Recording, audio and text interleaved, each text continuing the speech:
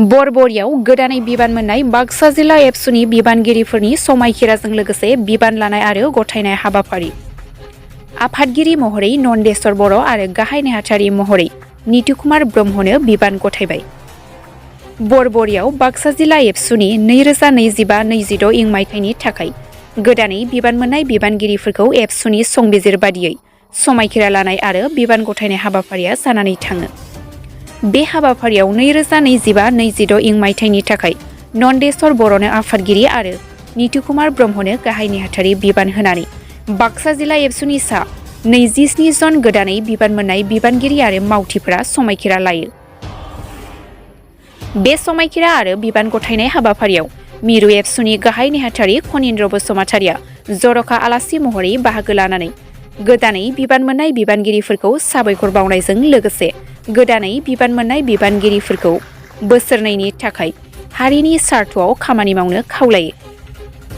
बे हाबाफारियाव मिरु एबसुनि लोगो हारिमु नेहाथारि बुद्दिराम बसुमतारि, लोगो गेलेमु नेहाथारि मनिराम बरगयारिया आलासि महरै नुजाथिनायजों लोगोसे बाक्सा जिल्लानि सिङाव थानाय गुबुन गुबुन आफादगिरि गाहाय नेहाथारिजों लोगोसे गोबां बिबानगिरिफोरखौ बाहागो लानायखौ नुनो मोनो।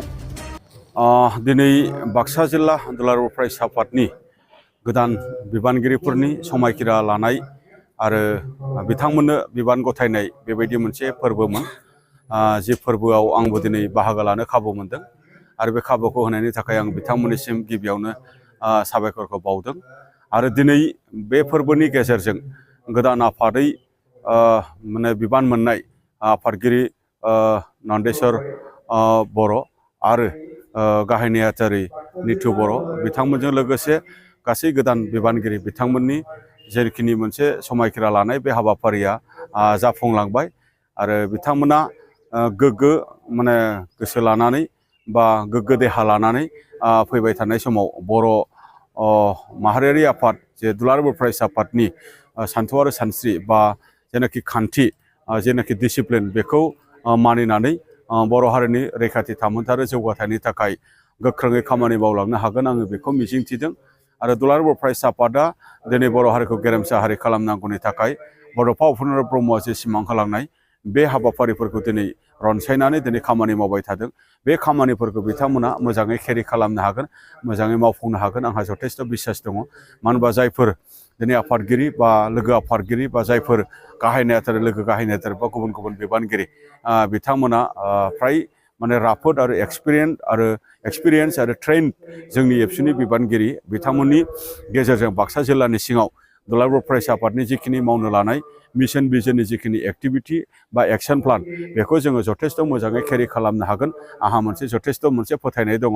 आरो बेजोंनो लोगोसे बाक्सा जिल्लानि सिङाव जिखिनि सोलिबाय थानाय जे जोंनि एन्टि ससियेल एक्टिभिटि जे एन्टि ससियेल एक्टिभिटिया जोंनि फिउचार जे जोंनि सम्पद जायनाखि जोंनि लाइमोनफोर बिथांमोननि फरायनाय बा जिबन बा देहा जे नस्थ' खालामबाय थादों बेफोरखौबो गैया खालामनाय बा बे थासारिनिफ्राय समाजखौ बा जोंनि लाइमोनफोरखौ रैखा खालामनाय बे बिथिङैबो बिथांमोना गोख्रोङै खामानि मावनो हागोन आंहा बेखौ मोनसे मिजिं दङ। आरो गुबुन जे जोंनि माहारियारि आफादफोर बिथांमोनजों खाथियाव थाफानानै बा बिथांमोनखौ लोगोआव लाफानानै जे जोंनि आथिखालनि बाक्सा जिल्ला दुलाराय फरायसा आफादनि एबसुआ फैबाय थानाय समाव जोंनि हारिखौ हारि हिसाबै गायसननांगौनि थाखाय जिखिनि मावनो लानाय खामानिफोर बेखौ कनफिडेन्टलि बिथांमोना केरि खालामनो हागोन आंहा बेबायदि मोनसे बिसास दङ। आरो बिथांमोना गोख्रोङै खामानि मावलांनो हाथों बिनि थाखाय इसोरा बिथांमोननो आरो जोंनि मुंख्लं गेदेमा बिथांमोननो बोर सारस्रिथों। आं बिथांमोननि खाथियाव आर'ज गाबबाय। गोजोन्थों।